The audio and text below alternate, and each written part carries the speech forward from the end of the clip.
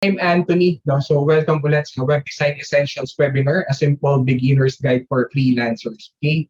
So again, let me guide and inspire you about itong, we're going to have three topics. No? Good web design for principles, benefits of having your own website, web design tips for attracting your ideal clients. Okay? Sige. So pakilala lang ako ng konti. So I'm Anthony, your presenter. No? So I'm the founder and CEO of Website Academy PH. So I'm a web designer, tech savvy guy. So I'm a former IT specialist in the corporate world for almost 10 years. No? So paikot-ikot ako. So dinaanan ko as tawag dito, network, sa infrastructure, sa applications. Yung nag-start din ako before as web designer. So hanggang sa yung last ko na work is as a IT network specialist. Okay? Then I'm a husband to my lovely wife and a father of 3 kids. So a little bit personal. Yan, so some of my website portfolio.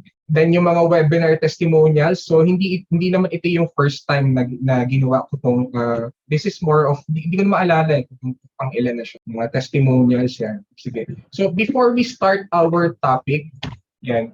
So, konting overview lang. So, what is the difference between web design and web development? Magbibigay tayo ng konting inputs. Yan, sige. So, there are a lot of crossovers and a great deal of confusion. So, between web design and web development. So, some people are kind of both. Okay? At a common question to kasi minsan nalilito yung mga aspiring natin na ano ba talagang difference ng design versus web development. Okay. So pag sinabi nating web design, it refers to both aesthetics and functionality of the user experience. Design itself, nandun na yung natin, yung keyword natin.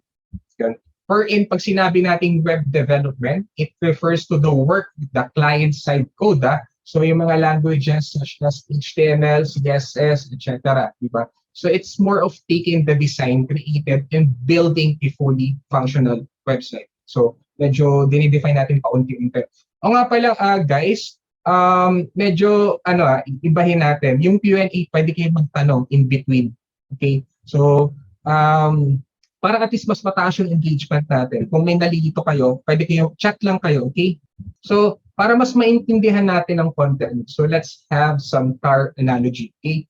So when we talk about web design, it's more of yung car's looks, di ba? On the inside, yung interior, outside, exterior, di ba? How it feels like and the overall experience kung paano mo ginagamit yung sasakyan.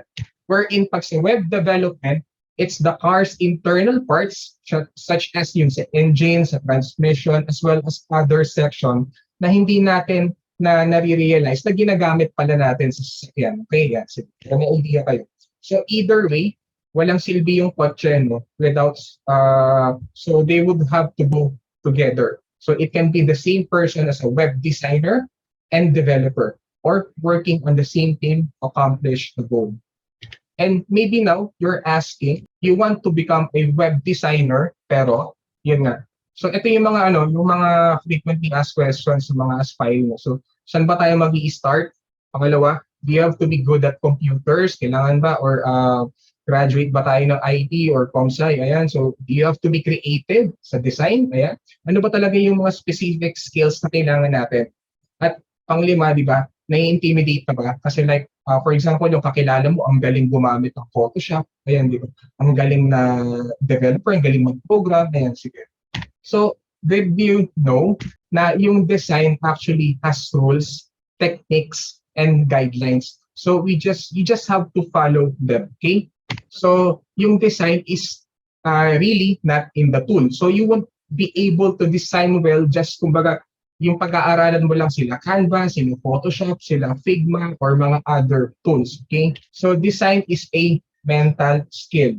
So, not really creativity na iniisip ng ibang tao. Pero yes, there's a lot of creative parts sa loob. But most of the time, it's the way of looking things. Okay? Yeah. So, are you ready, guys? Pwede ko bang malaman sa chat box kung ready na? Or kung may mga tanong pa ba kayo? May konting, gusto niyo ba ng konting clarity regarding doon sa kaninang diniscuss natin as a web designer and web developer? Wala pa naman. So mukhang ready naman na. No? So sabi ni Music, ready daw siya. Si Wilma, ready. Ayan, si Z, ready. Si Jocelyn, ready daw. So ang dami na. Wardon, ready. Ayan, so ready na sila. Si Nico, si Christopher. Ayan, so si Lala, Bianca. Ayan, si Sukim. Ayan, so all clear. Sabi ni Joshua, thank you, Joshua.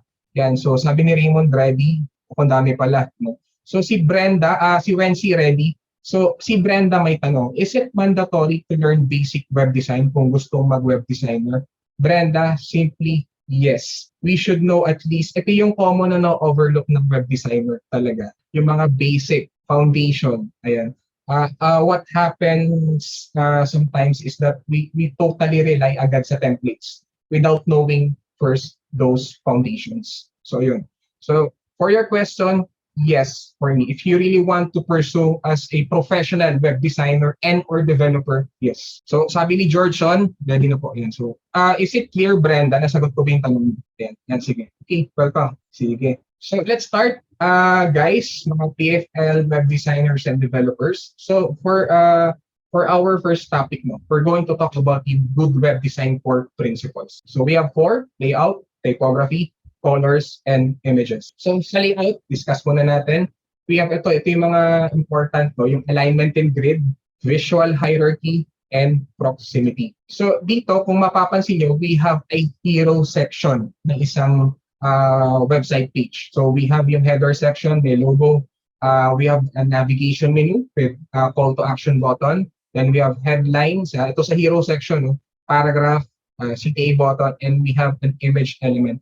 So may napapansin ba kayo kung ano yung sa tingin yung parang off na nakikita? Anyone guys? Can you comment down? So ano ba yung natin napapansin dito? For now, wala. Wala no? Ayan. So hindi naka-align. So yung alignment, yes. Well, actually kanina nandun na yung keyword natin, yung alignment.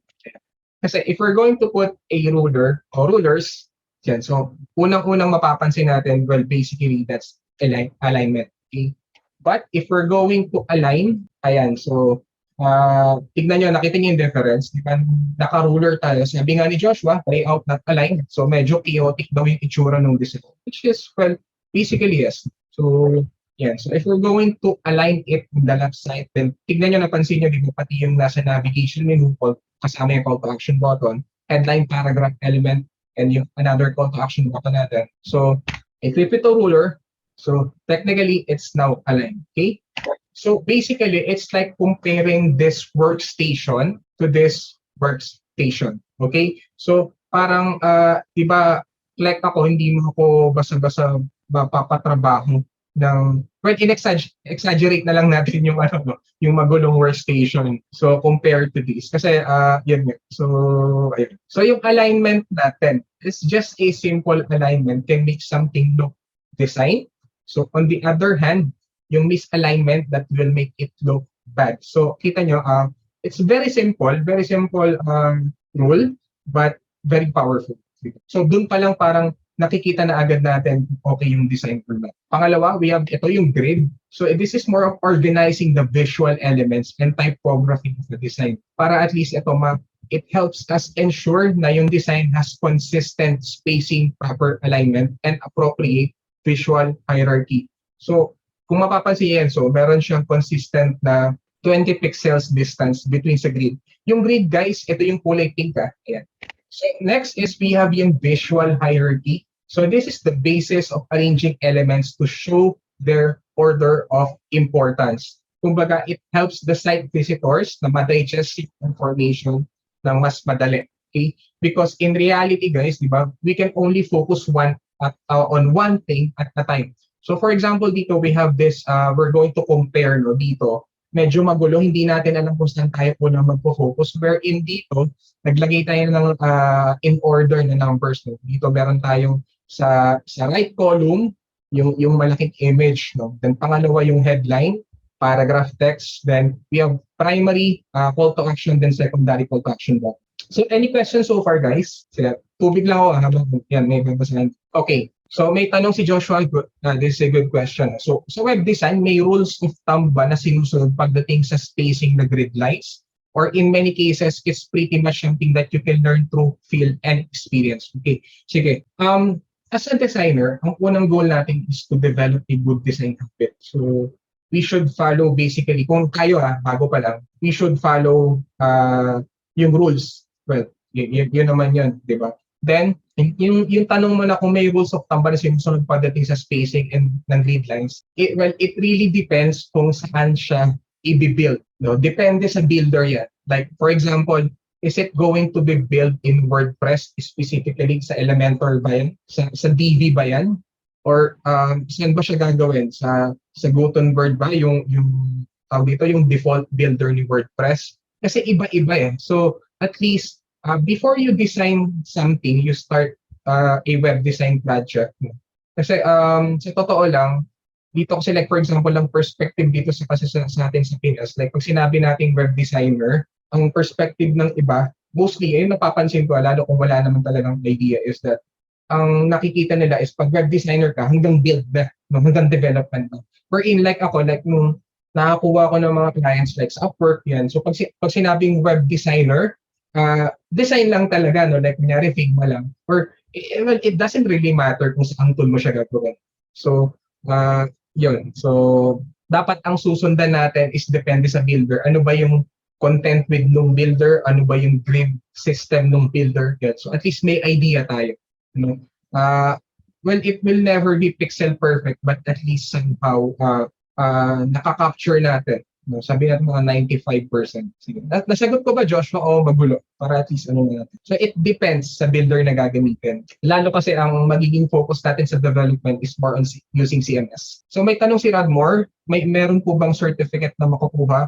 Well, kasi sa totoo lang, pwede naman by request actually yung certificate mo. Kasi like tayo sa freelancer, ang tina-target kasi naman talaga na, sino ba mga target clients mo? Are there, kasi there are two types. Are there private business owners or agency? Ano bang mga tina-target nyo? Kasi to be honest, no, if you're targeting mga private business owners, like for example, mga online coaches, mga ano pa ba, mga e-com store owners, no? Mga private entrepreneurs, diba? They won't really care about certificate. Like, di ba yung tinuturo sa tribe, they more care about their problems to be solved. No? But if you're applying like on a certain like corporate or malaking company na nagre-require ng certification, well, yun. Like, for example, ako na nasa corporate world ako. No? Like, if you want to leverage, if you want to scale up your work, you have to get certificate eh. So, yun yung parang traditional, di pwedeng hindi ka mag-level up kung wala kang certification. So, actually, nagawa naman yung certification because it's still business. Kasi hindi kumikita yung mga nagpapa-certified eh. Diba? So, ayun. Nasagot ko ba, guys? Joshua, okay ka na? Nedmore, okay ka? Ayan, Kim, yan, private. Sige, guys, ano lang sa chat lang. Sige, yan. So, next topic, and so, okay po, sir. Okay, thank you. So, meron tayong tinatawag na proximity. So, it is grouping elements closer to each other if they have something in common, di ba? So, they are related. If they are related, or things are related, they should be close together. If not, it should be further apart. So, for example, dito, since this is a navigation menu at magkakaluro siya, hindi siya ganun. So dapat at least magkakalapit kasi nga isang related sila navigation menu siya. So dito paragraph, yung headline, yung paragraph yan, so diba yan. So yung distance nakikita niyo ngayon yung diferensya. So ito nga sinasabi ko nga sa inyo, reality is most of the design rules here can be broken. Okay? So although we have to do it with an intention. Kasi kung hindi, and we're not really thinking about it, design will become not good. So hindi natin siya ma-perform ng mas maayos. Kaya nga sabi ko sa inyo, we have to develop a good design habit first. So any questions so far before tayo sa typography? Okay naman? Clear ba? Tahimik yung mga participants natin. Sige, tutubig na ako saglit. Dali kong So tingnan nyo guys, yung basic ng layout pa lang, alignment and everything, di ba? Napaka-simple, pero napakalaking impact niya sa design, di ba? So, Kev, ang question niya, should the designer worry about UX user experience? Yeah, well, yes. So, factor ang UI, hindi lang basta aesthetics, pati nga, di ba sinasabi natin, parang sa kotse, di ba? Yung overall user experience. Yes, we should worry about it. actually mas kailangan bino-worry natin yung target audience natin in terms of user experience. Dapat balance siya, no? Yun. Dali, may double check lang ako. Yung kanina, okay, so may tanong si Shi, consider na po bang landing page ang nasa screen? Ito, yung kanina, well, actually, hindi. Bakit? Kasi, di ba pag sinabi nating landing page, if we're going to compare it versus homepage, landing page goal focuses on a specific marketing campaign. For example, webinar. Like ito, yung nangyaring registration. This is a landing page. Kung na nag-register ka. Lead magnet. Yung namimigay ng mga free checklist, free course, mga ganyan, di ba? Tawag dito. So, since na-focus siya sa isang marketing campaign, ang goal ng landing page, di ba, is to eliminate distractions as possible. So, yung call to action yung pare, isa lang. So, this is a homepage. This is more of a homepage. Kasi meron tayong secondary call to action. Okay? So, pag sinabi nating homepage, it is more to showcase the company's brand, di ba? Showcase yung mga product, yung offers. It's either product or services yan. Diba? It is like a brochure or pwede din natin sabihin electronic calling card. Parang ganun, di ba? So, clear ba? Sheet din. Kasi meron din tayong tinatawag na parang hybrid, di ba? Yung one-page marketing website. Okay, okay ba, sheet? Yan, clear. Okay, good. So, typography. So, we have typeface categories, letter spacing, line height, and font weights. Yan. So, sabi ni Kev, that's a front page, the face of the brand. Okay, sige. So, it's more of a clear ba, Kev? And then, at least ano lang. Okay naman, Kev. Ayan, sige. So, we have typeface categories. Ayan, so, each typeface has a personality. So, there are certain classifications na yung each typeface falls under. So, ito yung mga common. So, we have serif, sans serif, display, handwriting, and monospace. Yan. So, kita natin, di ba? So, ito yung overall general category. Ito yung talagang common. We have serif and sans serif. Yan. So, question, guys. Ano yung nakikita nyo yung difference between these two? Anyone can comment? Comment, please. Yan, sige. Anong masasabi nyo? Yan. So, sabi ni Z, bolder si San. Okay? May tails serif. So, sabi ni Kim, so sabi ni Francie, mas clean daw yung sans serif. So, sabi ni Kim, may serif, may extra lines. So, Wilma, may edge. And so, Kim or strokes, kay din serif. Okay. Sige. Well, basically, okay na ba? Pero na, mukhang wala na nagbibigay ng sagot. Yan, mas noticeable yung serif, sabi ni Brenda. Okay. So, yung biggest difference nilang dalawa is yung tail serif. Well, sans serif is form technically yan. Sige, explain natin mamaya. Yan. So, kita niyo yung difference yan. So, those tails on the letter are called serif. Itong buntot na nakikita nyo, serif tawag dyan. No? So, in French, pag sinabi natin sans, meaning without. Kaya siya tinawag na sans serif. Kasi, it means without serif. So, does it make sense? So, yung buntot. Yan, sige. Magtutubig lang ako sa dapat alam ng mga students to. Meron akong mga tao dito ngayon nanonood. Yan. And si Joshua, hey bro, buti nandito ka. Kanina ka pa ba? Nandito yan. So, shout out yan. So, bakit nga ba important yung etong typeface categories na po? So, this is as important as choosing the right outfit for the right occasion. Joshua, you should stay. Huwag kang dumaan lang dito. Yan, Coach Joshua. Okay. So, this is like, di ba, wearing, di ba, for example, meron tayong dinner. So, hindi ka naman pwedeng, di ba, hindi swak yung personality if magsusuot ka ng gantong forma na naka-cargo shorts ka, tapos naka-short ka, then mag-a-attend, kakain kayo ng, di ba, dinner. Then, it's more of being elegant, But, it's more of, semi-formal to formal, di ba, yung attire. Yeah. Sige, Brenda, how to match po yung right matching ng typography? Okay, sige. Ito, putulin natin. So, before I answer, so, we have this yung Proxima soft typeface. Ito, yan. Okay? Sige. So, why is this used? Because tingnan niyo yung Proxima soft typeface. Yan. Titigan niyo ulit, maigi yung font, yung pag-curve niya yan. So, because it has a casual and friendly personality. So, kung mapapansin nyo, the letters are soft and rounded. Yan. They are like made of snow. So, it is more suitable to relate to holidays, children, casual food, etc. Diba? So, tanong ni Kev, it affects the mood of the reader. Tama ka. Easy and wise. So, wherein ito, maganda tayo ng example. No? So, if we have a Bodoni typeface, it would be an excellent fit for this page. Sa right side, Bodoni, it is a serif, may buntot. So, yung classic, classic looking typeface. No? So, it looks more serious, di ba?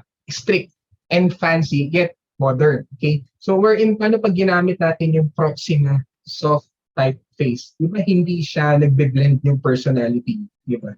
So, nakukuha nyo. Ayan. Nakukuha nyo ba, guys? Ano natin, So, di ba yung proxy na soft typeface, di ba? So, mas okay siya kasi yung personality niya, casual and friendly personality. Pero kung ilalagay natin siya na ang background natin are buildings, di ba? Kasi, makikita niyo, nagkikreate siya ng straight edges. Ayan. So, hindi na siya nagpupunta doon sa personality ng font. Okay? Okay naman so far. And si Brenda, yung tanong, how to match po yung ano. So, tawag dito. Yan, before I proceed dun sa letter spacing. So, how do we match yung right matching line typography? Actually, you can check, guys, if you're going to go to Google, yung Google font. Tignan ko dito at mabilis lang. I-share ko dito sa kabila. Pag pumunta kayo sa Google Fonts, no, pag tinignan niyo yung mga font doon, may mga manual yun kung mapapansin niyo. So, kung saan nyo siya pwedeng gamitin. Ayan, so it really depends. Usually ginagamit naman ito yung mga serif. This is more professional, di ba? So it's more medyo serious, strict and fancy. So, letter spacing. Nasagot ko na ba, Brenda? Are you satisfied with my answer? So we need to know din kung matching siya sa ambience ng client, which we need to ask. Actually ganito, Brenda, no? It really depends sa branding ng client. If the client has an existing branding, well, basically, we should follow that. Okay? Mamaya, I'll explain more dito sa font. Okay? As much as possible, you have to follow even yung font. So, SKL, important during the discovery call, client brief, determine yung identity na isa-serve ng client ko. That will be your basis how will you craft your design work. Okay? Sige. Tama naman. Okay. So sa letter spacing, it is a property that increases or decreases the space between yung characters in a text. No? So we can set it very wide para makapag-produce tayo ng effect yan. Pansin nyo yung L yan. Or even make it very tight. Like ito yung sa gravity. Yun. So we also have yung line height. So this is the space between the lines of text. So this is, it gives more, giving more height will make it more readable for the audience. But if it's too close to each other, reading might become a problem. So, sa paragraph text, dapat ito yung lagi nating priority, no? Yung high readability. Okay? So, it really depends sa font type na gagamitin. So, okay. Ito na. So, people, like most of us naman talaga, don't usually read text on websites. So, most of the time, nag-i-scan lang talaga tayo. So, yun nga. So, they are just scanning for keywords and phrases to find what they are looking for, or to decide if the website is relevant for them altogether. Yeah, so we have font weights. This is basically, alam niyo naman na to. So light, regular, this just a refresher. Sabi bold, bold, extra bold. So ito na, pro tip, no, pagdating sa font categories. So when choosing typefaces for your projects, there is one important rule to remember. First, for each project, use no more than 2 typefaces. Okay? So, second, make sure they are different. Okay. Bakit? Bakit nga? Actually, napakita ko dun sa slides kanina. Any idea bakit kailangan hanggat maaari is dalawa lang yung typefaces? Alam ko nakita nyo kanina to complement each other. Yes, hindi. Kasi napapansin niyo iba gumagamit na iba't ibang font. Diba? So, bakit kailangan hanggat maaari dalawa lang? Hindi naman talaga siya totally rule na kailangan sundan.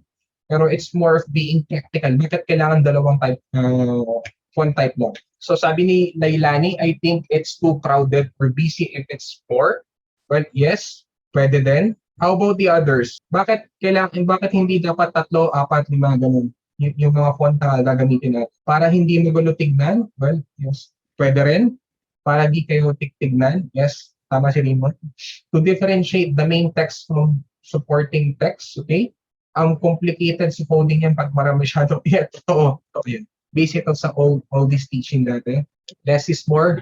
True, that's true. I agree. Okay, sige yan. So, ano na natin, kita na natin. Kasi nga naman, ayan, so, because using too many fonts is nakaka-overwhelm. So, tingnan nyo, gumamit ako ng iba't ibang fonts dyan. Diba? Ang gulo. Ayan. Sige. Okay? And so, before we proceed with colors, kasi ang i-discuss natin, sampling and fine-tuning colors, color and image hunting. May mga questions pa ba kayo sa font? And para before tayo mag-proceed tuloy-tuloy. Any questions so far? Are we good? Sa font? Nakakabitin ba? Hindi tayo pwede mag-dive deep sa isang medyo para hindi masyadong matagal. Kasi baka maumay kayo. Yes, so sabi ni Joshua, ganito rules ko pagdating sa design. One font for heading, subtext, highlight, one font for body text. Well, yes, basically tama naman yan. Tama yan, Josh. Sige. So yung iba hindi nagre-react. Nandiyan pa ba kayo? Teka, check ko nga yung mga i-show ko yung grid para mas makita ko kayo. Tignan ko sa kabilang display. Ayan. So sabi ni Z, nandiyan daw siya. Ayan. Hopefully nandiyan pa kayo. Ayan. So tanong ni Brenda, do we have to consider anong specific type ng font and gagamitin na headlines? Yes, pero yun nga, sabi ko nga sa inyo, as much as possible, most of the time kasi may depends sa branding ni client or ni prospect. But pag wala pa, mas maganda if tayo yung mag-i-introduce kasi mas makakapag-explore tayo. No? So, yes, you really have to consider. Kasi like, for example, if we're going to use serif font, kasi di ba may mga tail siya, hindi siya actually maganda for mga long sentences, long paragraphs, ganyan. Mas pinaka-flexible pa rin ang sans serif sa lang, kung tutuusin. Siya yung may pinakamaraming variant talaga. Like, yung bold, meron pa kami may medium, may extra bold, di ba? May black yung pinakamakapal. Okay na guys? So, okay ka Brenda? Sagot naman. At yan, si Hana, lumaad. So mine po, base experience ko, pwedeng ibang design sa heading 1, sa H2, H6, same typeface, font and color, pero different font set. Yeah, actually, iba-iba naman talaga. It really depends sa dami nung tawag dito, nung font, yung content itself, di ba yan? Pero as much as possible, kailangan, importante naman dito yung consistency, di ba? Yan. So let's proceed sa colors. And so sampling and fine-tuning, color and image hunting. So colors can make or break any design. So we are attracted to the colors na gusto natin and quite turned off away by those that we don't. Totoo naman yan. So kahit hindi sa web design or other products, di ba, like bags, clothing, food, etc. So we might see the best design product, but if you don't like the color, we're not buying it. Sino dito? Totoo ba yan? For example, yung mga namimili ng bag dyan, di ba minsan, or ng damit, di ba? So malaking factor yung colors. Yan. So meron tayo dito yung sampling and fine-tuning colors. So will almost always give you great results and a handy skill that will help you nail the designs the best you can. Yan. So meron tayong, ano nga ba to? Anong tawag sa term na kinimuto ko bigla? Yung parang pagkuha ng color niya. Meron din to ginagamit sa Chrome extension. So unlike any other creative work, so colors can really be owned by anyone. Okay? So most of the time, nangunguha lang din yung mga designers from each other all the time. So there are a lot of, ayan, eyedropper tool, color, and thank you, Nico, color drop, sabi niya. So Brenda, color palette. Thank you, color. Coolers.com. Yes, tama. Yes. So there are a lot of websites that create design work and inspiration. Okay. So color and image hunting. So one of the best ways to find great colors is to simply open lang natin sila. So designers so pwede tayong kumuha ng inspiration not only in colors but also in images. So these are yung mga top, based on experience, ito halos kong ikot when finding inspiration. Dribble, Behance, Pinterest. Kung top 2, Dribble and Pinterest ako madalas. So okay, ito na. Brand colors, no? So madalas we don't get to choose our own colors for the project. Sabi ko nga, most of the time, ang mga business owner already has a brand. Well, kung hindi naman like totally startup, yan, we can help them. Okay? But yan, most of the time, meron na sila. So, it's part of, pwede rin na tanungin nyo, no, sa Discovery Club if meron naman siyang sariling style guide, brand guide. Ayan, so before we proceed sa photos, meron bang may mga question ba so far? Kung wala, sige. Proceed tayo. Ayan. Andiyan pa ba kayo guys? Tahimik na. Water break lang ako sa ilata. And buhay pa, coach. Buhay pa daw si Joshua. Okay, may rules po ba na pagpili ng colors? Di ba like font? Well, basically, wala naman talagang official rule, but as much as possible, few colors lang, like primary, secondary, tertiary, or yung accent. No? Then, lalaruin mo na lang yung saturation and bright. So, yun ang importante. Hindi, like fonts, hindi dapat nakaka-overwhelm din yung kulay. So, kasi most of the time nga, yun, use color theory, yes. O, tama naman. So, sabi ni Cory, may gutom na. Kumain naman kayo, guys. Pwede kayong kumain during this webinar. Yun naman ang perks pag naka-webinar. So, sabi ni Hannah, 60-30-10. Yes, pwede. Ganda yan. Use color theory, yes. Helpful kung nagde-design ka ng user interface. Tama naman yan. Thank you for the suggestions, guys. Mga information. Neutral. Yan, sige. And thank you. Yan, sige. Nandito pa raw sila. Yan, Brent. 60-30-10 rules. Ano daw yung 60-30-10 rules yan? Can anyone explain? Yan, sige. Hindi na ako mag-explain. Alive, sabi ni Hannah. Alam ko, di ba Hannah, naka-attend ka na before, di ba? So this is like a refresher to you. Sige. Yan. So can anyone, sige nga, ano natin, can anyone unmute? Sino ba yung Joshua, can you explain yung 60-30-10 rule? Can you unmute? Hello? Sige nga, Hello? para medyo ibayin natin yung engagement. Hello? Sige, unmute ka. Hello? Yeah, sige bro, clear. Actually, based on what I understand, yung Next. pagkatanda ko kasi sa 60-30 rule, paano yan usually you're just gonna be playing around with most of the saturation. Pero yung hue mo, yung main color mo, halos the same lang. Parang yung shading lang yung nagkakaiba. Parang ganun. Well, tama naman, no? So, kasi meron tayong tinatawag sa color na HSP. Yan naalala ko. Ayan. Okay lang, that's okay. Pero thank you for the information.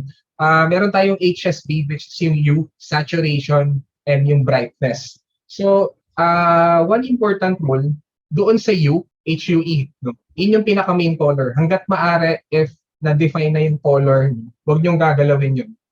It's the main ingredient po. Pero yung saturation and brightness, you can play with that. Okay? Para doon sa palette niya. So, sabi ni Kim, 60 primary, tama. Secondary, yan, ito yun. 10 call to action color. Pwede rin yung WCAG guide. Okay? Contrast checker. Sige. But yeah, this is just basic webinar. So, okay, hindi na tayo medyo magda-dive deep dyan. Pero thank you guys for the information. Yeah, so sa photos tayo, no? So we have image overlays, photo cropping, rule of thirds, where to find photos. Yeah. So photos are something that you'll be dealing a lot as a web designer. Diba? It is a major ingredient to making beautiful designs. Guys, thank you sa mga nagbigay ng ideas. Yeah. So on many attractive websites, you'll see the beauty mainly coming from the well-chosen photo. So ano naman yan? So with the right photo and the well-placed typography, you can achieve truly stunning results.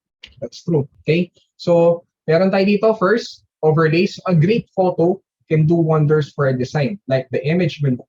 Pero meron tayong issue dito sa composition. Can anyone tell me what is it dito sa chat? Or gusto nyo mag-unmute? Pwede rin naman. Anyone? Sabi ni Nico, di mabasa, unreadable text. Okay, mahirap basahin yung text. Hindi mabasa masyado, sabi ni Brenda, Wency. Sige, magtatawag ako ulit. Sige, eto si Brenda. Brenda, bakit hindi kaya mabasa yung text? Can you unmute? Hello, Anong sa tingin mo? Hello. Yan, sige, please. Yung image na kasi is masyadong bright and then yung letters is white pa yung ginamit na color so hindi siya masyadong mabasa. Even yung header, hindi siya clear. Lalo na yung yung secondary na wordings or yung paragraph. Hindi mo nga napansin yung navigation menu. Tama ba? Yes. Hindi. Ayan, tama. So, well, basically, thank you, Brenda. Ayan. Thank you, Brenda, ha. So, basically, walang contrast, no? Masyadong maliwanag. Text or unreadable or yung mga elements. So, ayan. So there is not enough contrast between the background and all these objects on top of them. So mababa yung contrast and that most text is completely unreadable. So ginawa natin para na medyohan is nag-overlay tayo, medyo dark overlay. So sabi ni Jose, unreadable text, maliwanag masyado. So minsan ginagamit pa rin natin to like kung gumagamit tayo ng background like sa website. So meron tayong photo cropping. So there is more focus on the extreme photo cropping. This is just a type of photo cropping. So pag gumawa tayo ng extreme photo cropping, there is more focus on the most important part of any being, di ba? Like especially their face, and their eyes, di ba? So kumbaga yung shot mas nagiging intimate because of this extreme photo cropping technique. Meron din tayong tinatawag na photo cropping soft. So the image gradually fades away. So this is usually done by adding a fading overlay on top of the image. So tingnan niyo yung difference na. So medyo pixelated lang yung image sa left side, hindi ko siya napansin. But ayun, yung soft photo cropping. Meron din tayong tinatawag na rule of thirds. Yan. Sorry. Yan. So movie makers and photographers use this technique. So if you divide a screen in 3 equal parts, so both vertically and horizontally, makita niyo yung intersection of those lines will be the visually most interesting spots to place your subject. Actually, kung mapapansin niyo, di ba yung halos lahat naman ng mga mobile phones ngayon sa camera, di ba may mga grid kayo nakikita. So you can use this technique, yung rule of thirds. Teka, next natin. Kasi tingnan nyo this is that's also what a non-photographer would usually do or a non-designer. Diba? So, kuha ng camera, point directly at this object, and usually, di ba, boring. Wherein, pag ginawa natin to, naniligay natin sila dito. Yan. Diba? Mas nagkikreate siya ng interesting spot. Yan. Ginawa natin ng remedial image, so but pag nilagay natin siya off-center, nagkikreate siya ng tension, di ba?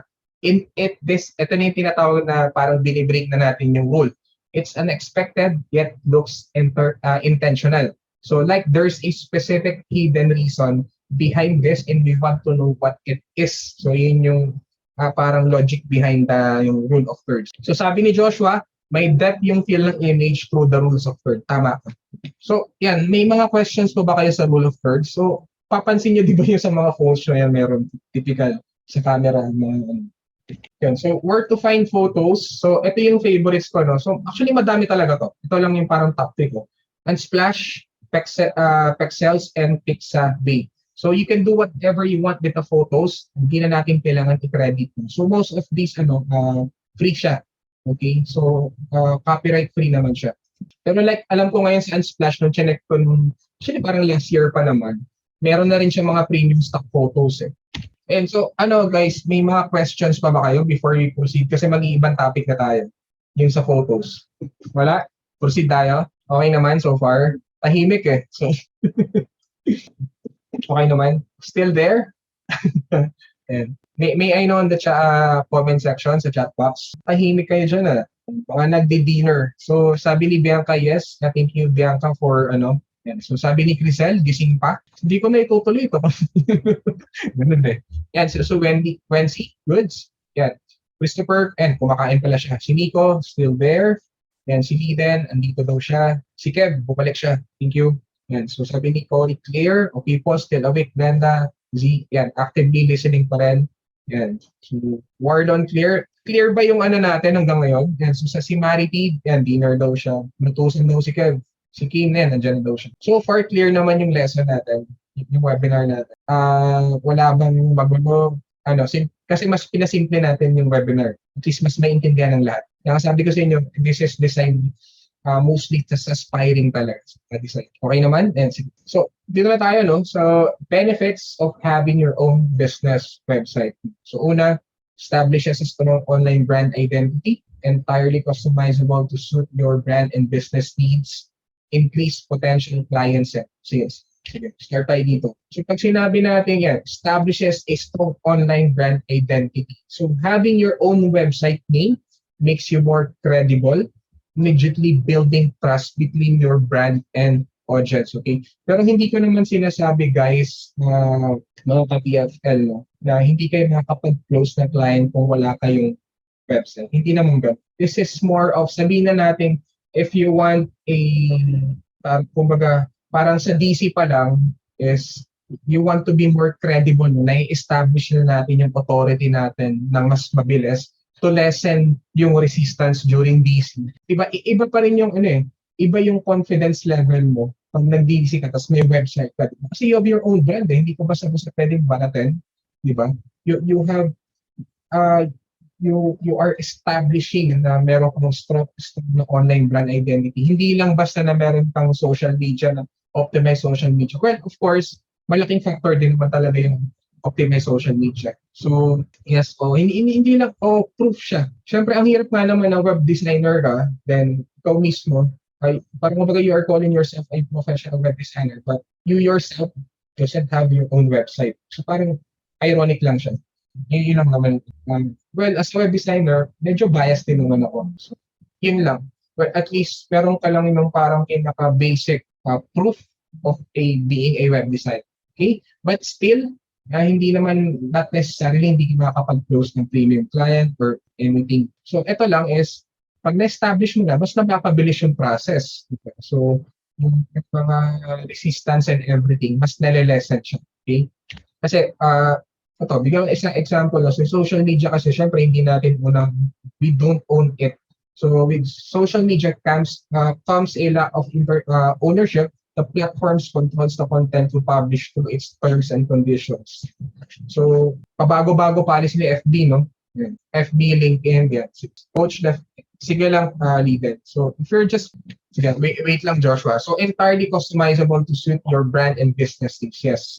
So, there are much more options regarding the look, feels, and features. So, mas nai-express mo yung yung style mo, yung design mo, brand mo, basically. So may tanong si Joshua. So if you're just beginning coach, necessarily ba from the start na may sarili kang website for your portfolio is big to start like third-party sites like Behance, especially if you don't have much relevant works yet? Well, to answer your question, Joshua, yes, okay lang naman kung wala ka pang-invest, no? Well, just to set the expectation lang din naman, ang investment lang naman para magkaroon ka ng sariling domain hosting and package it would take like around 2,000 pesos lang naman for start, no? In a year, that's annual. Okay, so ako kasi talaga, nung nagsimula ako, talaga nag-invest talaga ako agad because that only proves that talaga ako, seryoso ako, kumbaga, I'm really serious with what I do. Okay, I want to establish my own brand then, diba? So, okay lang naman actually to start like yung sabihan, wala namang problema, no? For the portfolio making, actually, Joshua, what we can do is we can make a concept art, di ba? Pag sinabi natin concept art, actually yung mga nakikita niyo sa Behance, sa Dribble, sa Pinterest, those are like hindi naman mga actual project yun. Kasi most of mga gumagawa ng is like more of hobby lang, parang gano'n, di ba? So you can easily like mimic or get inspiration from those designs para magkaroon pa ng sarili mong portfolio. Okay? But of course, it still depends on you, di ba? Yun lang naman yung akin. Para for us to be more efficient as a problem solver. At least meron kang proof lang. Parang ID mo yun portfolio mo. Of course, di ba ang goal naman natin sa una, if we're just starting out, magkaroon ng business, it's more of result rather than output. Pero kung output lang naman, okay lang naman, at least mag-build natin yung confidence level. Yun naman yung purpose, one of the purpose, di ba, ng business. At the same time, hindi lang mabigyan ng result o output si client, but at the same time, mag-build natin yung confidence level natin. Any questions so far? Okay naman. Marami pa ba dito na walang website nila or may mga pa-challenge? Kasi minsan may ganun kaming pa-challenge na kailangan may website din. Like nung nasa tribe credo pa ako noon. I'm my former tribe credo. Before meron kaming, so pinupush namin yung sarili namin na may sarili kaming website. Kasi mas mabilis pag busy like, kunyari pag most of my money na opportunities din kasi nanggagaling sa work. Like, mas madali So, mas mabilis yung process na pag nakita nila yung website ko and mas, yung inbound, nakakataas din siya. So, with social media, limited lang tayo sa interface and function. So, we have to follow yung design layout, like yung pag may website tayo, kontrolado natin. And ito nga, malaking factor din sa akin to. So, the more informative your site is, the more visitors you will get, and the higher it ranks cross search engines, the more likely you are to make sales or attract nga, di ba, yung potential clients natin. So, like what happened sa akin, magandang combo yung LinkedIn tsaka website. Actually, mas nagkakaroon ako ng visibility sa LinkedIn. Well, based on my experience naman kasi, yung tinarget ko rin naman like before was mga online coaches. Pag sa Facebook kasi, yung online coaches, like they are more visible sa community, sa mga groups. Okay? Sige, Hannah, thank you. Yeah. So, sige, continue ko na. Web design tips on how to attract your ideal clients. Then. So, malaking bagay din to. No? So, pag gumawa ka na ng website, ito, you can implement this. Okay? So, unang-una, you must have a clear goal. Pangalawa, keep it as simple as possible. Okay? Make sure your website is mobile friendly. Okay? So, pag sinabi natin, you must have a clear goal, actually, kahit hindi naman na web designer, pero like for example, as SMM or email marketer, copywriter, general copywriter, tingnan natin. Tatanungin mo yung sarili mo, no? Ano ba talaga yung gusto mong service o services na gusto mong i-offer? Sino ba yung gusto natin maging ideal clients, di ba? So, kailangan pag-isipan natin ito maigi. But we don't need to overthink naman. So, kumbaga at least ito, this needs to be in our head at all times, guiding our every action, di ba? Then, you need to have a path. You want that, if-follow natin, di ba? Then, i-define natin kung ano pa talaga yung end goal natin para maka-pay yung mga services natin, di ba? Showcase yung mga portfolio. Meron ba tayong to message us directly? Mag-send ng appointment, yan, Calendly, di ba? Or mag-offer tayo ng lead magnet, download a valuable freebie, di ba yan? Or mag-subscribe sa newsletter natin, etc. Yan. So, dapat alam natin, just have to choose, di ba? Sabi nga doon, di ba yung tinuturo sa atin sa tribe, di ba? Pumili muna tayo. It doesn't have to be narrow naman agad. Okay lang kahit medyo, kahit vague. Like for example, di ba yung coaches na, online coaches, di ba? It doesn't have to be naman na fitness coach agad or mindset coach agad. Pwede naman it's up to you. And you can always change or edit your web designer naman tayo, di ba? So you can always edit yung ano naman natin. Tsaka ako naman, and based on my experience, kahit na yun yung tinarget ko, last client ko is insurance agency owner. Di ba? Layo. Yung mga nagawang ko ng landing page and website recently, mga tawag dito, mga financial advisors. Di ba? So, hindi naman most of the time na pag pimili ka ng isang market or industry, yun na yun. Hindi not necessary. At least, we're just positioning ourselves para at least mas makapag-charge tayo ng mas mataas na value pag nag-specialize na tayo ng niche natin or industry or market or pwede rin namang via platform, di ba?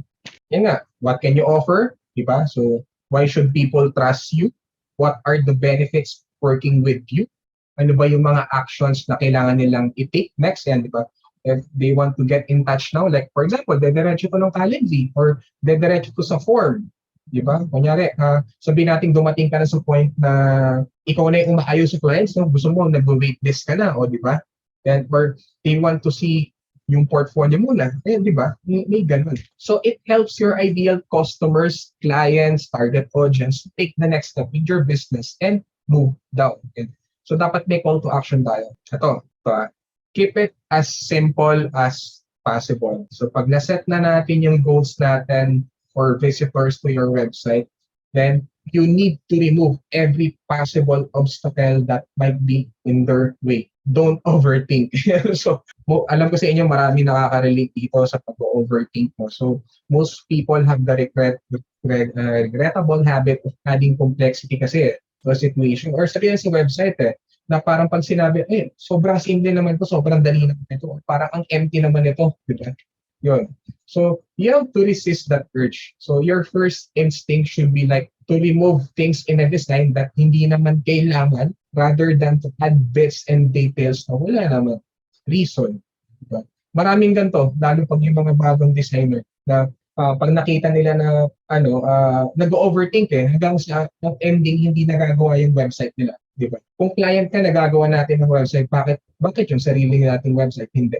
So, yun lang. So, any questions so far? Tahimik nyo, guys. Still there? Tahimik ka. Ayan. Okay, skip it. Simple. Wag naman siguro yung stupid. Keep it simple as possible. Sabi ni Warlon, still here. Yan, thank you, Cory. Thank you for confirming. Yan, sige. So, Sige, proceed tayo. At least alam ko na nandiyan pa kayo. Ito rin, importante. Overlook din to ng mga designers. So, make sure your website is mobile friendly. Diba? Kasi we live in a multi-screen society. So, because of this, this is very important na yung site natin, website natin, portfolio man yan, o freelancing website, business website, to be viewable across as many devices as possible. Because you never know what device someone will be using to view your website. Minsan yung ibang nangyayari is, pag ginawa na nila yung desktop view, they often forgot to do yung responsive design sa tablet, lalo sa mobile. It's very important. Yan. So the number of mobile viewers knows that numbers desktop. O naman to, and this number will only continue to rise as global smartphone accessibility na tumataas. So responsive design is an important part of any modern web strategy. It should be part of yours too. So any questions? Clear naman so far. So before we proceed, yung sa mga resources na pwede natin, mga recommendation, mga bonus resources, para at least doon sa mga mag-i-stay is bibigyan ko kayo ng mga listahan na pwede nyong gamitin. Okay naman so far? Anyways, ayan. So meron tayong mga website builders like, well, basically, ito yung mga nakikita nyo madalas. Wix, ito mga malalakas mag-ads to eh. Squarespace, GoDaddy. Hindi pwedeng hindi mo makikita sa YouTube yan. So we have, ito, Webflow, this is one of biggest alternative to WordPress kasi because of its clean code. So pag malinis yung code, mas mabilis, di ba? Mas okay yung maintenance. But of course, if you're going to compare yung WordPress users versus web, mas marami pa rin of course yung WordPress. Kasi syempre like, hindi pa rin siya kasing comprehensive compare ni WordPress. Okay? Ito, Strikingly, pwede nyo rin i-explore itong Strikingly. Maganda rin mag-create ko yan ng mga mabilisang website. If you just want to explore, so parang itong mga Wix, Squarespace, Strikingly, Site 1, 2, 3, this is more designed sa mga business owners na gusto ng mabilisang website. Okay? But if you are a web designer na gusto ng sariling portfolio, mas maganda, di ba, na mas customized. Kasi ito, most of these website builders talaga is very limited in terms of customization. Pero ano po yung name ng website builder ng face sa loob sa git? Ito ba? Squarespace? Ito kasi si GoDaddy may sariling builder na rin. Shopify, this is more better sa e-com. Okay? Sa mga physical products. So, bigla ko ulit Okay, so ito naman yung mga, actually napakadami ng mga web hosting and domain providers sa totoo lang. So, I cannot really recommend kung ano yung okay, but ito yung mga based on my experience. There are hundreds of providers. Maraming magsasabi ng okay si Bluehost, maraming magsasabi ng okay si Namecheap, diba yun? It's up to you guys. But ako, ang akin is multi-hostinger ako. Okay? So, halos dito ako umiikot pati kay Namecheap. Like for example, if Namecheap, mga pa-single na domain, pag hostinger ito, maganda yung mga packages nila. Mas mura if you're going to avail the packages compared to Namecheap. Bluehost, hindi masyado ito kasi mga nagamit po kay client. So, ayun din, pwede nyo rin tanungin pag nag-DC kayo kasi, one of the most important questions talaga aside from asking yung mga common problems like sa asset, tatanungin mo naman kung may nagpapagawa ng website, tanungin mo muna, is it new or revamp? Diba? Kung revamp yan or new, whether it is, tanungin mo kasi baka may nabili na silang hosting and domain o kung ano man. May SSL ba yan? May email? Ayan. So, may tanong si si Nico, I can vouch for Hostinger. Yeah. 3 years ko nang gamit sa Hostinger kasi yung binili kong plan dito talaga is pang long term. No? So, nag-invest ako.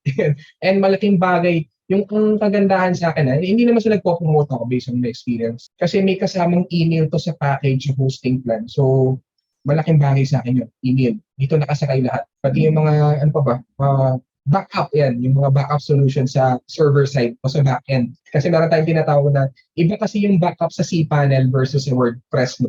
Kasi like, pag nasira yung buong WordPress, at least pag sa cPanel ka o sa server side, one-click restore lang. Buo agad yun. So may tanong si Joshua, among the website builder, may recommendation po ba kayo na beginner-friendly? Especially yung aim to do some personal work to home craft.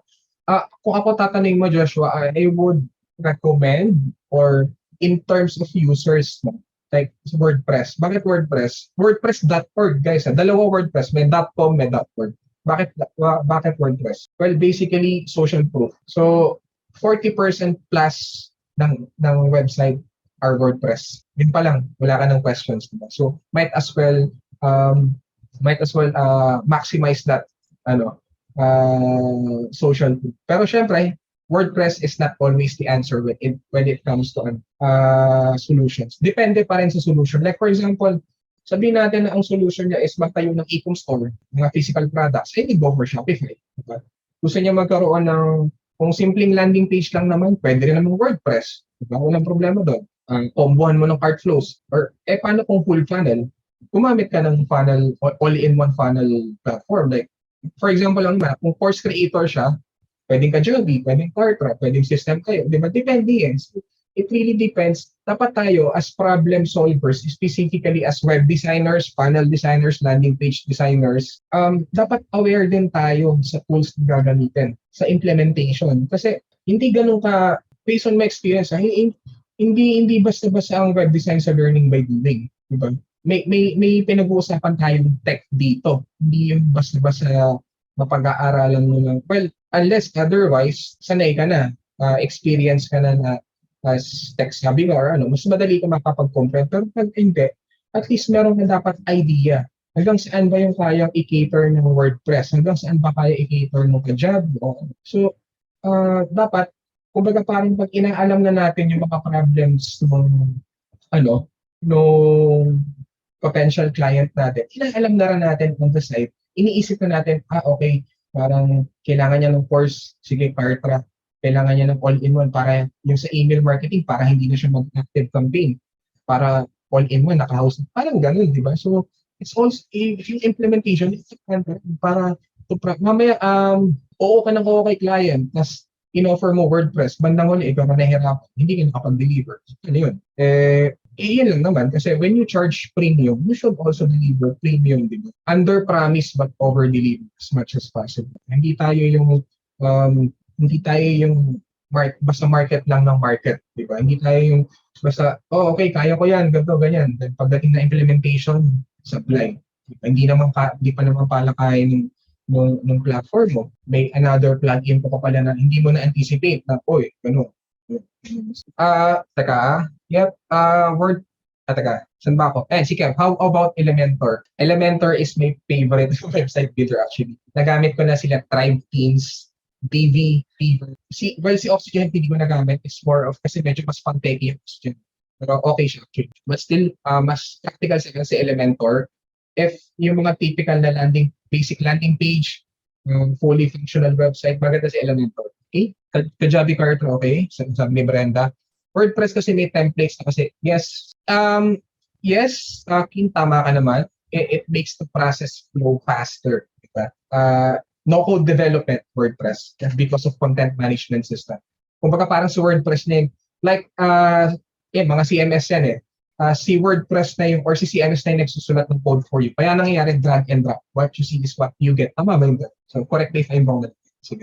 Before ko answer, sige. Before ko balikan ko yung mga questions. So, ito yung mga ginagamit kong tools. Actually ngayon, Figma for web design, UI for UX, Canva, mga pang-mabilisang marketing, mga pang-postings ko. Yung mga ginagamit.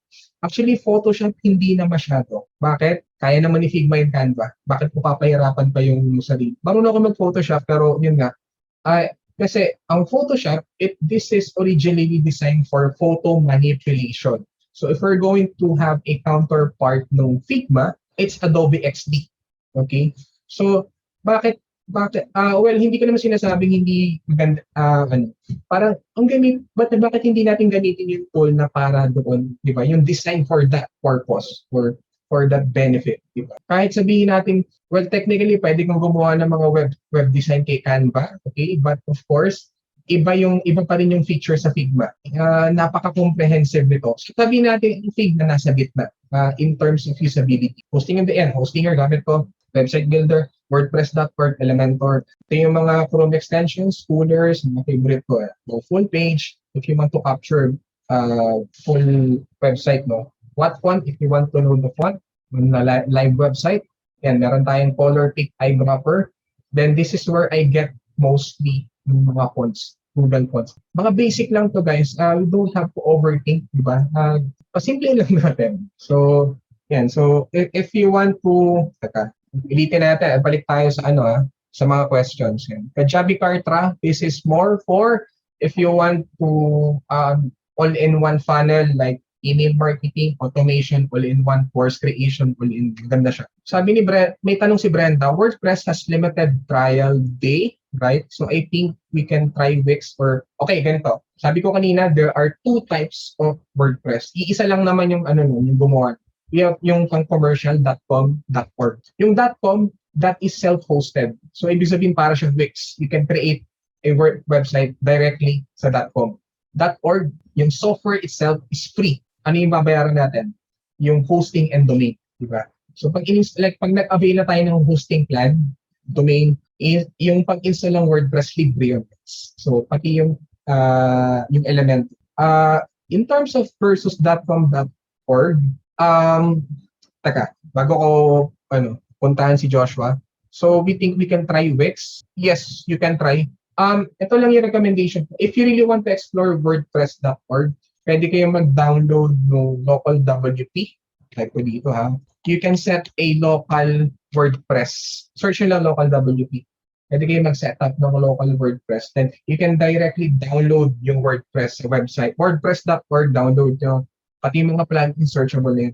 If you really want to, kasi mas napaka-comprehensive na ni WordPress, tutuusan. Iba-iba yung ang laki ng pinagbago from, kasi it originally started as a, ang purpose lang naman ni WordPress before was to create blogs, yun, blog website. So, hanggang ngayon, fast forward ako, you can really create like membership, course platform, and marami mga CRM, marami. But yung nga sabi ko sa inyo, WordPress is not always the answer, diba?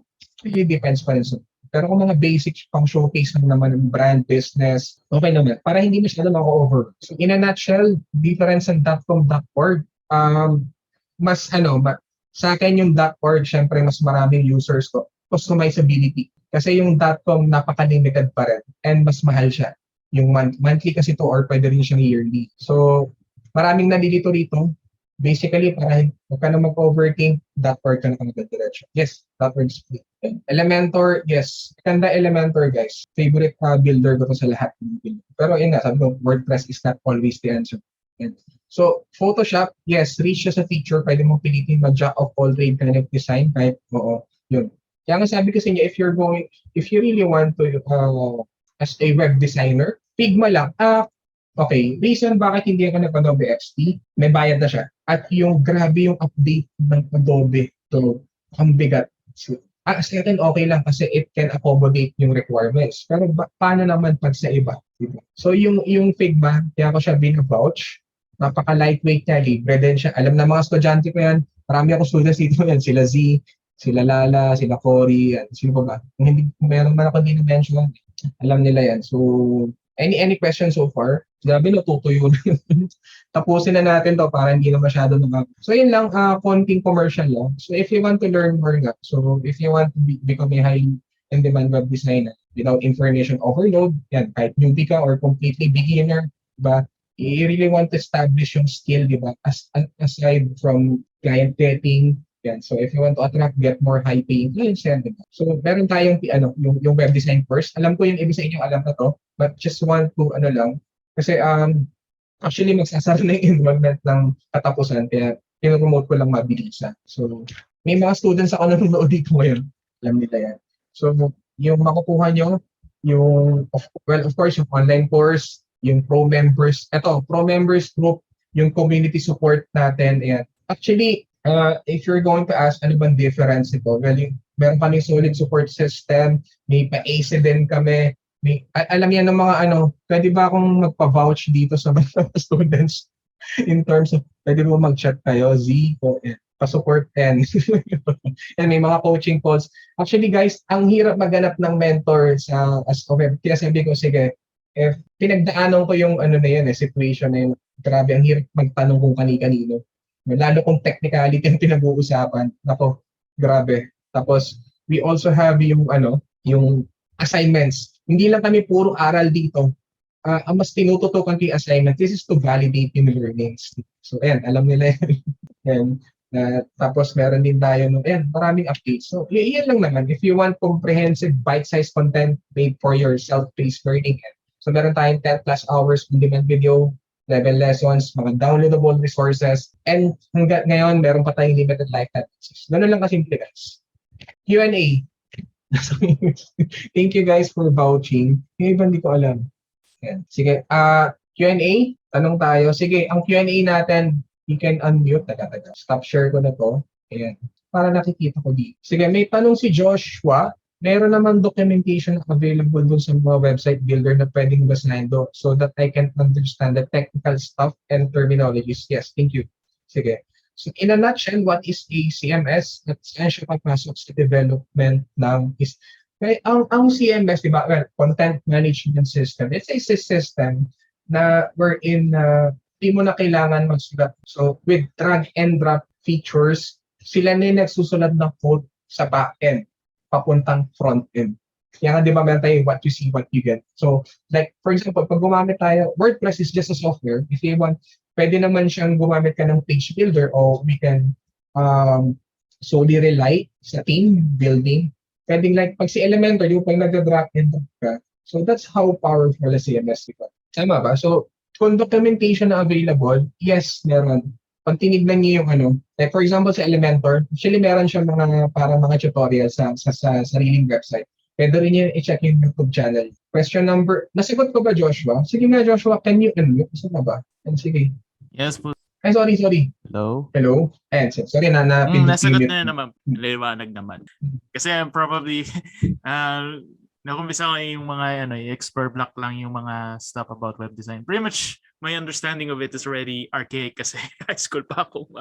Pretty much yung natutunan ko back then, just more on, we started on the coding stuff like tuturo sa amin HTML, tapos CSS, tapos JavaScript. Tapos doon lang papasok yung mga software. We just only learn about the code itself but not about that. So it's actually a very good experience to really set the boundaries kung ano ba talaga yung boundaries lang ng web design sa web development. Yes. Yun. Tsaka ito lang guys, if you are really targeting yung mga private business owners, yung mga entrepreneurs, so once na-establish na natin yung credibility natin, in reality, guys, hindi naman sila, wala naman silang pakialam kung saan natin i-build yan. Diba? They really don't care what tools are we going to use or They just care about, di ba, yung sa revenue line, di ba? Yung output, yung result na mabibigay natin as a web designer, di ba? Like, for example, ano ba typical, di ba, sinabi nga natin, kung ang isang business owner gusto niya ng website to showcase na dito ba yung product. Yun naman ang concern niya talaga. Kung saan mo siya gagawin, kahit hindi mo siya sa WordPress gagawin, basta ma-meet natin yung requirements yan, yun ang importante. Ma-solve natin yung problem. Para at least si prospect is mas makapag-establish din siya ng online presence. So, thank you guys for vouching me. Sila Christina. Kami pa siya hindi ko napansin. So, Kim, unmute. Sige. Saan si Kim? Where's Kim? Kim? Okay, maingay daw yung place. Okay, sige lang. So, how do we explain sa private entrepreneurs the difference between UI UX? Okay. Sige. Actually, eto nga, di ba? Pag sa agency kasi tayo nag-apply, ang hinahanap talaga yan is more on a skilled web designer. Hindi uubra yung sa DC natin. Hindi yan. Iba kasi iba yung essence ng DC pag compare as an agency. Yung kailangan talaga nila is skilled designer talaga. As much as possible kung may experience, yes, may experience. At, how do you explain UI? Kasi most of the time, pareho lang naman yung pero minsan parang di ba web designer, web development. So, medyo technical na yung explanation. Nasagot ko ba, Kim? Sorry, nasagot ko ba? Kasi, well, kung mga private na hindi naman, they won't really care. Totoo yun. Ako, share lang din ako ng tip. Yung mga nako-close ko before like Upwork, kasi minsan pag, hindi kasi sa totoo lang, reality guys, hindi most of the time nakakuha tayo ng bigger clients. Yeah. So, sometimes you have to, tignan nyo what works for you. Mas okay ka sa social media, that's okay. Kasi it really depends. No? So, merong mga freelancer na nagtatribe sa Upwork, sa online chat, yan. Meron naman nagtatry sa pagkuha ng cold email sa Facebook, sa LinkedIn. Yan. So it really depends. Ako minsan, ang ginagawa ko, kasi I'm also part of another group, yung VE Bootcamp. I also kasi do coaching as a guided. Meron kami tinatawag ng program doon na Guided Hustle Challenge. So we do feedback sa mga cover letter, ayan. So iba yung experience, maganda rin. Based on my experience, mas mabilis makakuha ng client sa mga marketplace na yun. Ano lang na, but wala naman tama or mali dito. So, ang ginagawa ko pang upfront value is, ang maganda website audit, yan, pwede mo gawan ng website audit, pwede mong, kung may lead magnet ka, yan, ganyan. Or, madalas, instead of me just sending yung sample design, ang ginagawa ko, gumagawa ko ng video recording. Diba? Alam ko, hindi siya ganun kadali sa umpisa, pero ba't mas sanay ka, mas maganda, ma-practice mo siya. Like, tayo pang-asad. Kasi ang isa sa mga goal din natin is to think and act as a designer. Kasi nga web designer tayo. So, hindi lang tayo basta-basta na pag nagsabit tayo, hey client, here's my portfolio for reference. Ito yung, kunyari may na-request na, ini-explain natin yung design natin. Diba? Ini-explain natin yung thought process natin. So, yun yung importante. For you to stand out as a web designer, tell the client that, or tell the prospect that you have your own design process, di ba? You know what, alam mo yung craft mo, kasi pag yan sinabi mo, yung revision mababawasan lesser revision. Taka yung prospect or client mo, mas mafe-feel nila, okay, nasa tamang freelancer. Kasi sa totoo lang guys, ang risk, wala talaga sa freelancer, nasa business owner. So, dapat we have to balance out.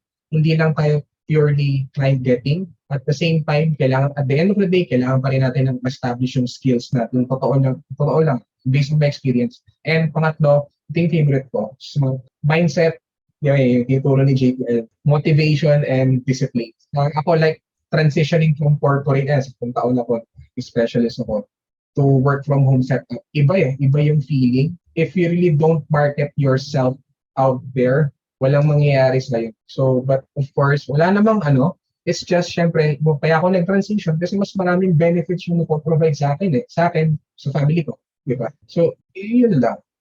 Tanong, pwede po ba naming i-test yung nakuha naming information dito? Bibigyan.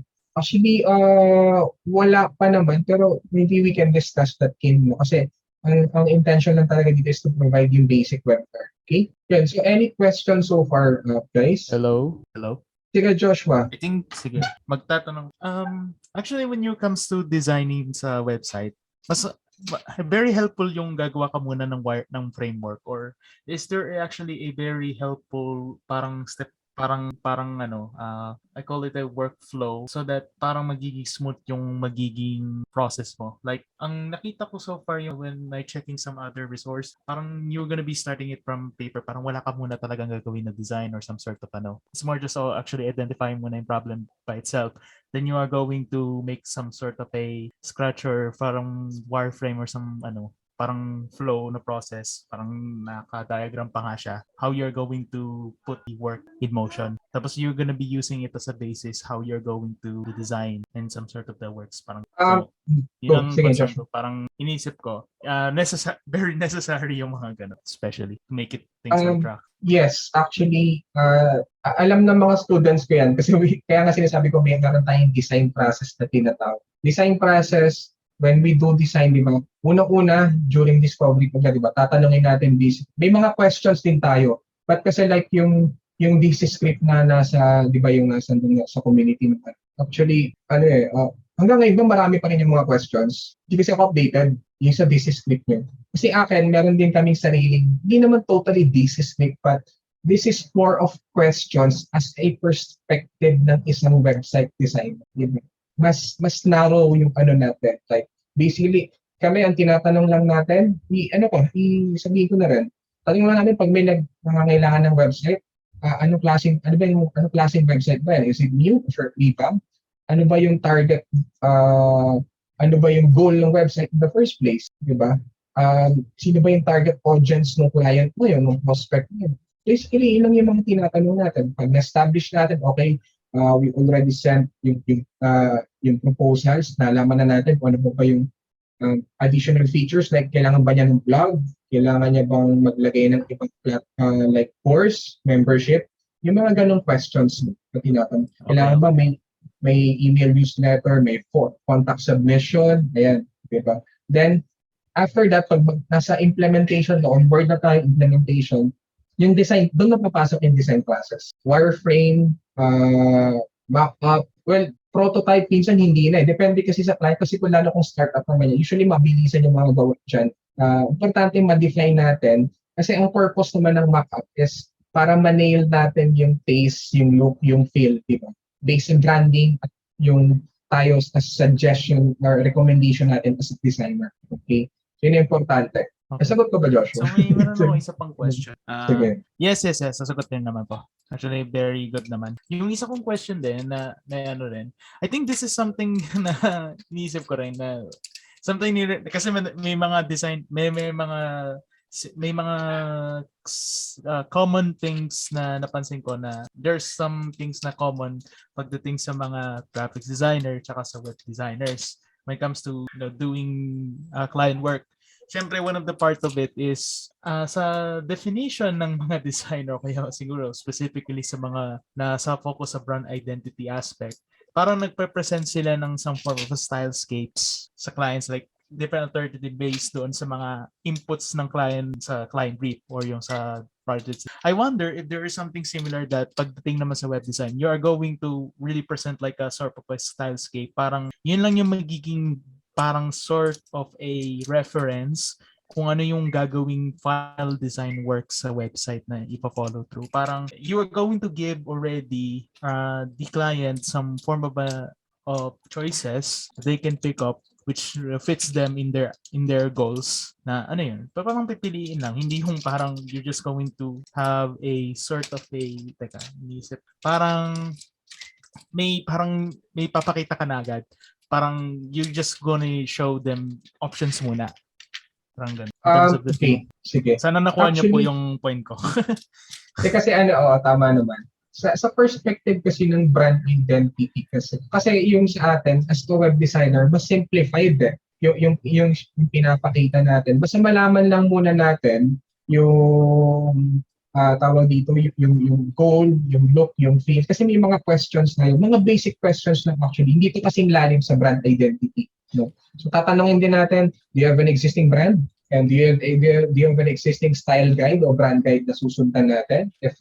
If yes, okay, kailangan natin mga yung assets after.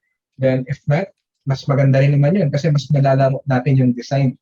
Then dito rin papasok yung mood board. Diba? So, you're actually familiar with that mood board. Yun na yun. Yun. Basically, yun lang. Hindi natin ginagawang complicated kasi that's, we are diving deeper kasi, di ba, pag sa brand identity. Well, hindi ako branding guy. So, hindi ko rin wala akong masyadong idea or information about that.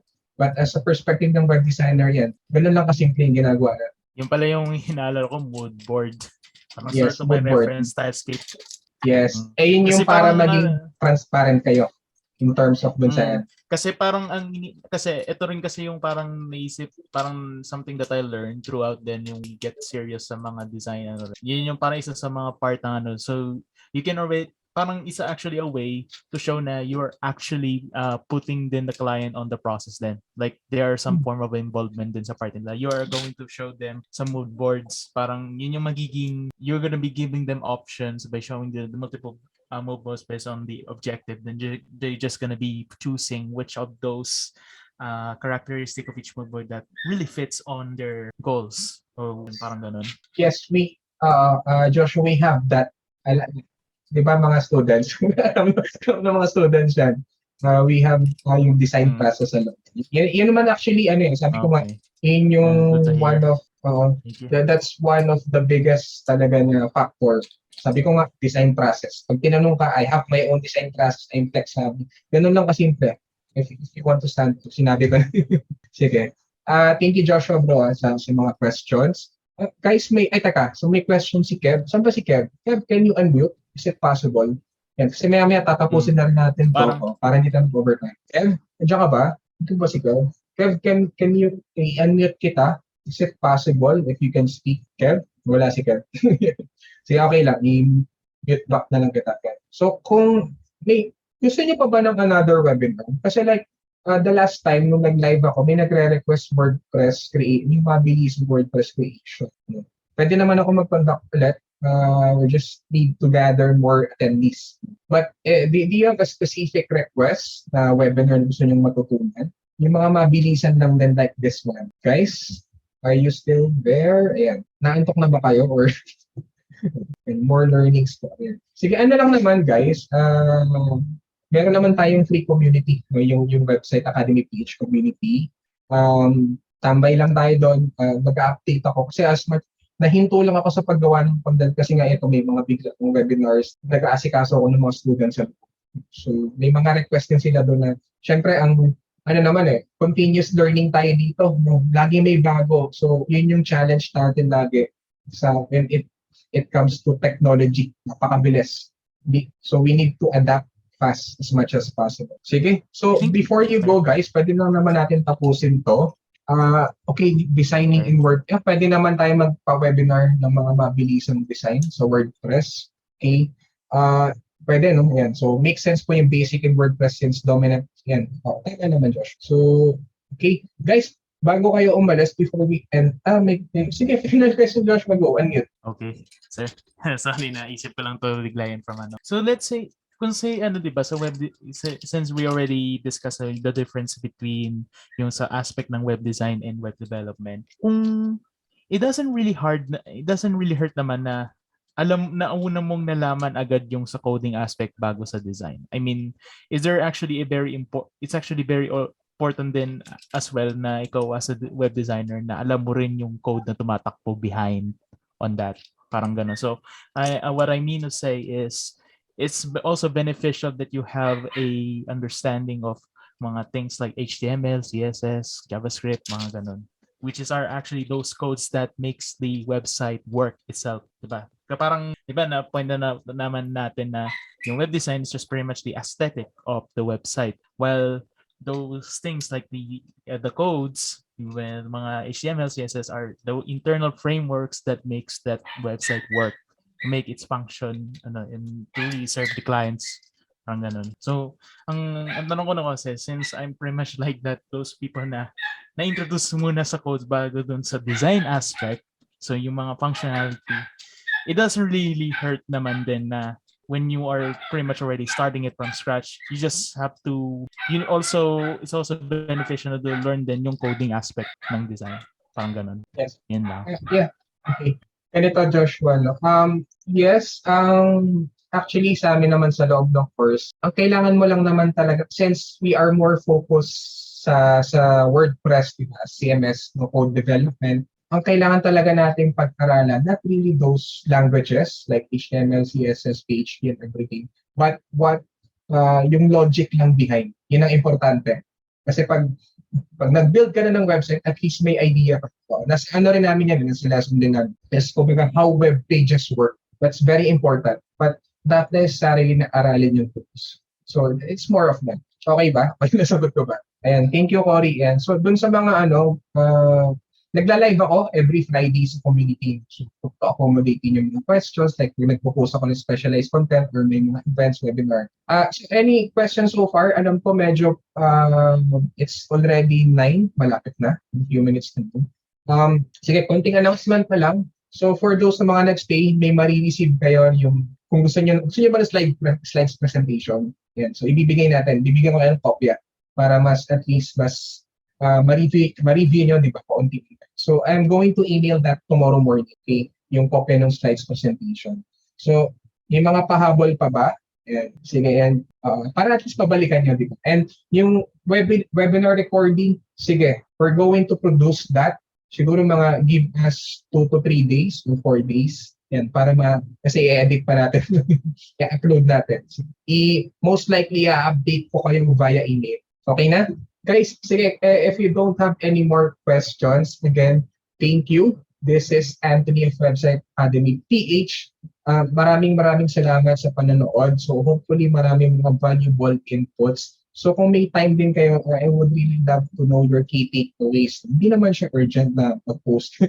Yan. So kung may time lang naman, okay? Then again, wag muna kayo alis before I end this recording. Picture tayo, okay? Thank you again for watching. Happy weekend, guys. Diyan muna kayo. I-stop ko lang yung recording.